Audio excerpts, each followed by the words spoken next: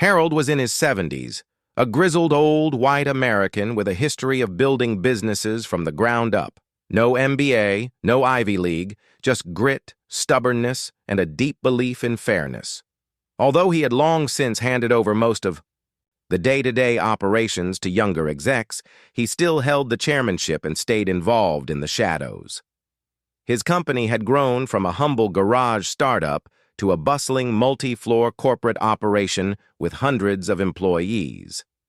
That morning, Harold felt a tug in his gut. He'd heard murmurs, some anonymous reports about a troubling turnover rate on one specific office floor. Nothing concrete, just a sense that something wasn't right. He had read enough polished reports in his life to know when they were sugarcoating the truth. So he made a decision. He'd go see it for himself. No heads up, no scheduled tour, no management entourage. Just him, walking through as if he belonged. And in many ways, he still did. He didn't wear a suit.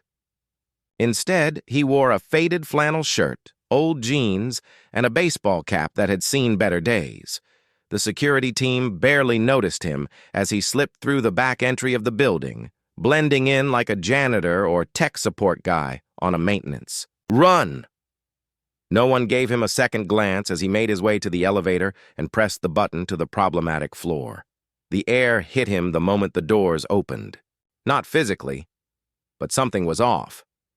Harold had been around long enough to sense tension, even when it was unspoken.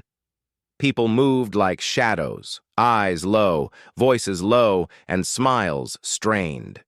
He kept walking, scanning the faces, reading the room without saying a word. He wasn't looking for anything in particular, just the truth hiding in plain sight. Then he heard it, a muffled sound, soft, low, but unmistakable. Crying. It came from the far corner of the floor, a secluded cubicle partially blocked by a coat, rack and tall office plants.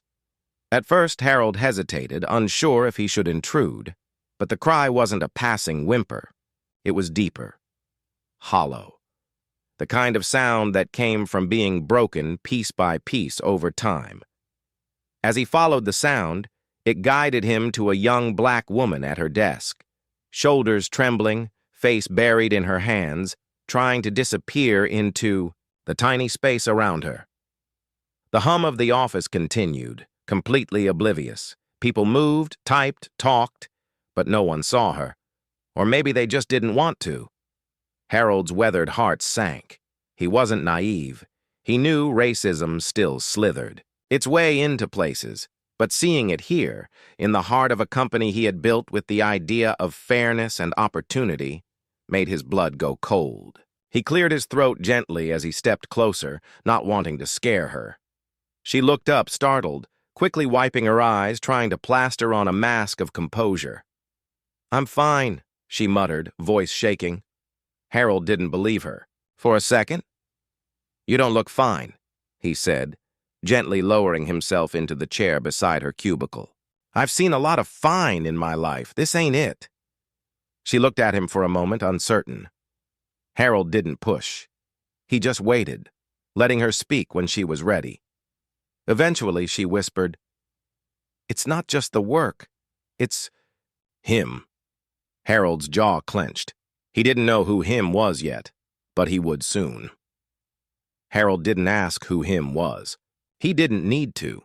The pain in her voice, the way her hands gripped the edge of her desk like it was the only thing keeping her upright, it all pointed to something deeper than a tough workload or missed deadline.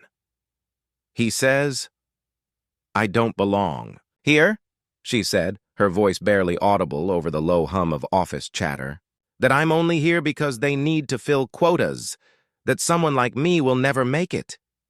Harold felt the weight of her words settle like stones in his chest.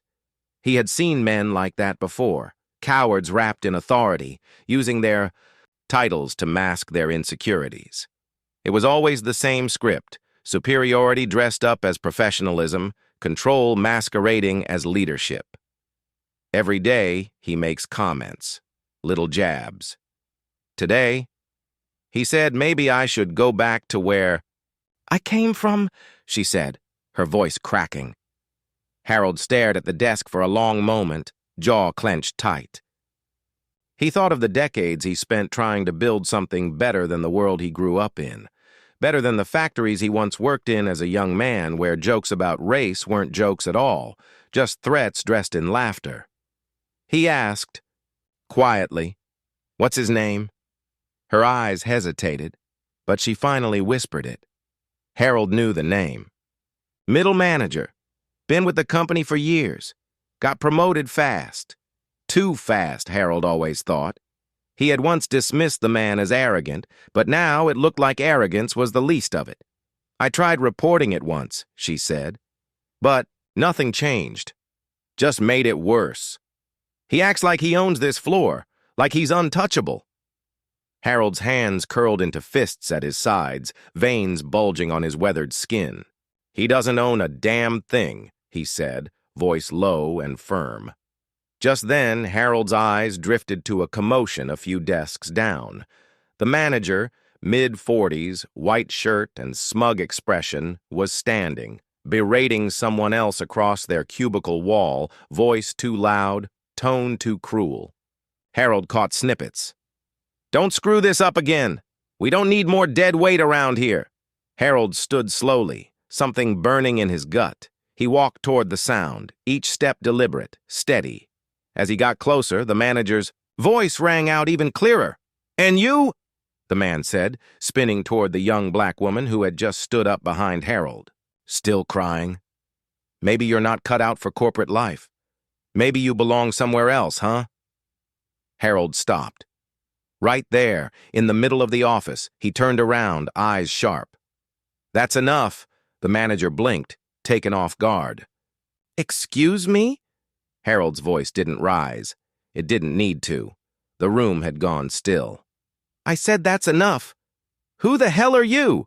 the manager barked, sneering. Harold looked him straight in the eye, the weight of decades behind. His words. "I'm the man who built this place from nothing. And you're standing in the middle of what used to be a decent company, ruining it." The manager laughed uncomfortably. "What are you, some retired consultant?" "Mind your damn business, old man." Harold's lip curled. "Oh, it's my business, all right. My name's Harold. I founded this company in 1979 with $5, a toolbox, and a borrowed desk. And I've never been more ashamed of what it's become." The manager's face went pale. The silence in the office was deafening. Every keyboard had gone quiet. Every phone left ringing. All eyes were now locked on the confrontation unfolding in the center of the room. The manager's sneer wavered. "Wait, Harold? Harold Evans?" Harold gave a slow nod. "That's right. You remember the name now, don't you? The one on the founding documents?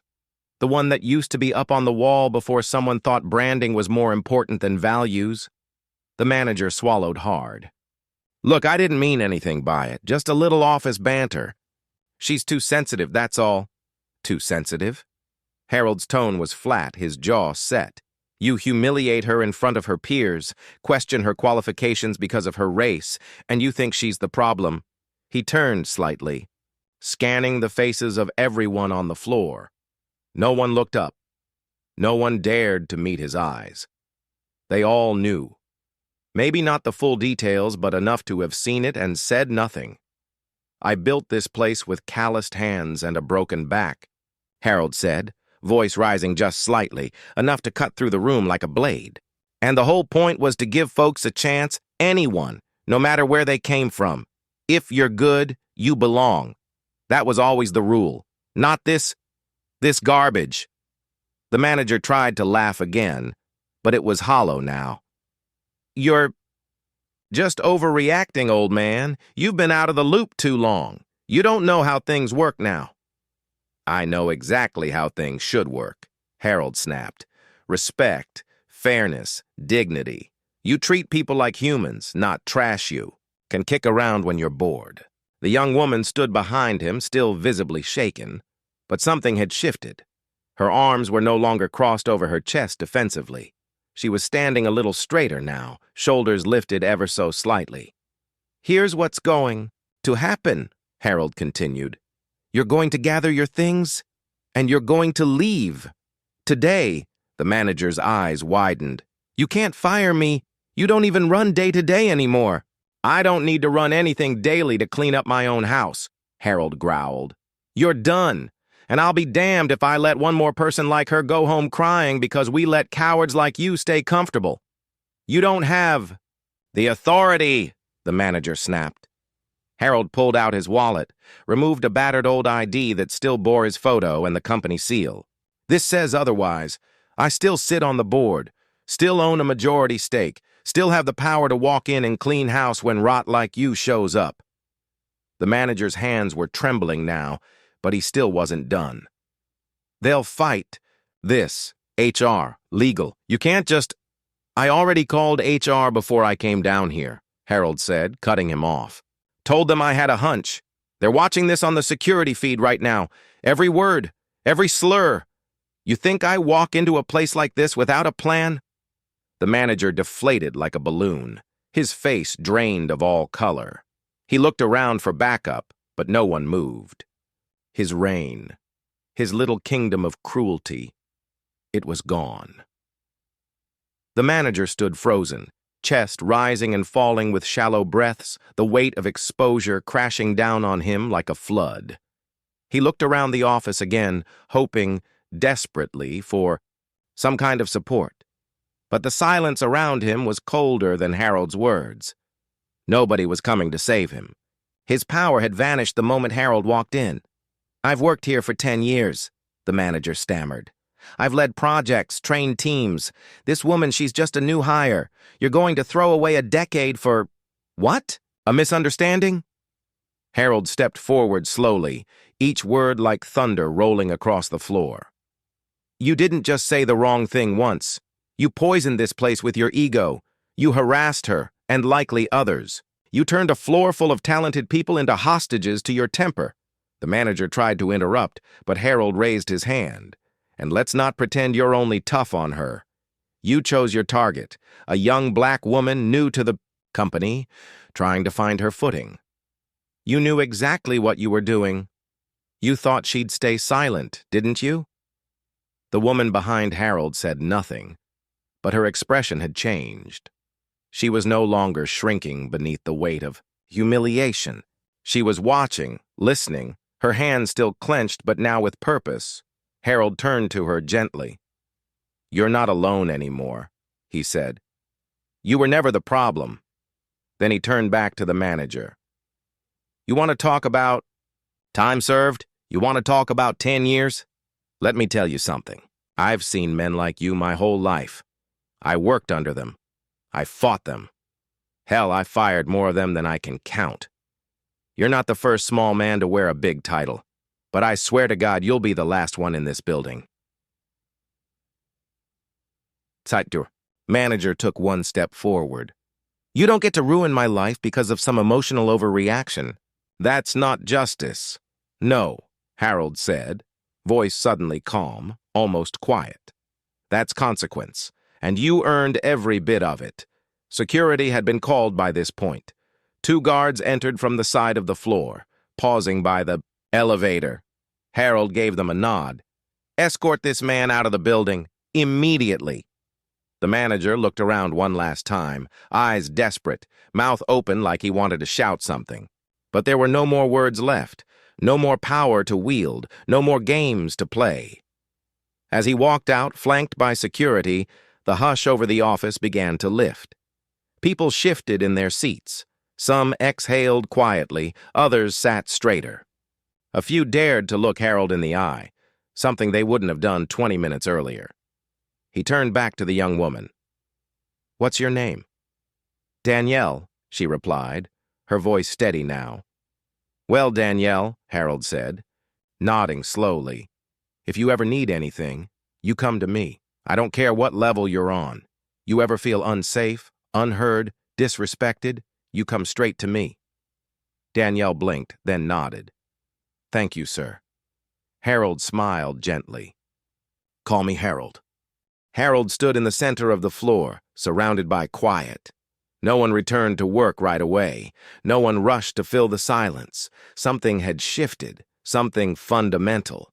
He wasn't a tech wizard or a marketing genius like the new crowd, running things.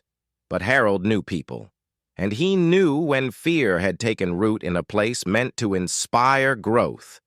That fear had been running loose here for far too long, and he'd just seen it firsthand. He turned slowly, eyes scanning the employees around him. "If anyone here has something to say," he said calmly, "now's the time." At first, no one moved.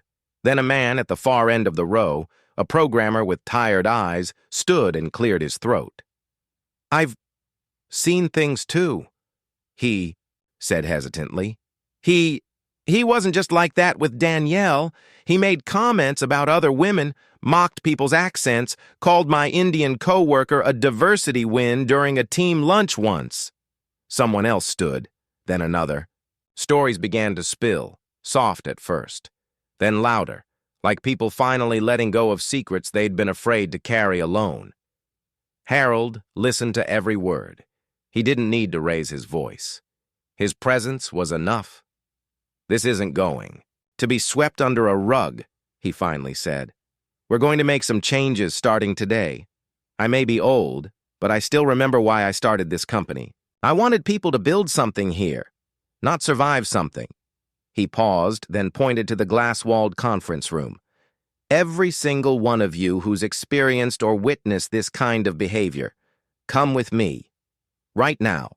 HR is already there. And for the rest of you, I suggest you think hard about what kind of workplace you want to be a part of. The age of silence is over." Danielle stood next to him, no longer trembling. She wasn't the only one who felt seen. Dozens of others followed as Harold led the way to the room, his steps steady, his back straight despite his years. It took hours, longer than anyone expected.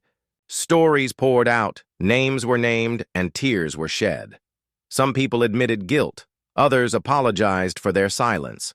The culture of fear began to crack. By the end of the day, Harold had issued direct orders.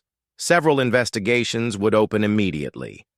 Policies would be reviewed, leadership retrained, and all complaints handled with transparency. He even reinstated an open-door policy with his name on it. He left the building late, sun dipping low on the horizon. The halls were quieter now, but the air felt lighter somehow. As he stepped outside, Danielle was waiting near the front door, arms crossed, eyes thoughtful. "You didn't have to do all that," she said. Harold gave her a tired smile. "Yeah, I did. Because if I walk away now and let this place turn into just another machine full of hate and power games, then everything I ever built wasn't worth a damn." She smiled back, soft but real. "You're not what I expected." He chuckled, adjusting. His old cap. No one ever expects the old man to raise hell. Then he walked away, not as a CEO, not even as a chairman, but as a man who'd remembered what it meant to lead. And for the first time in a long time, the company remembered it, too.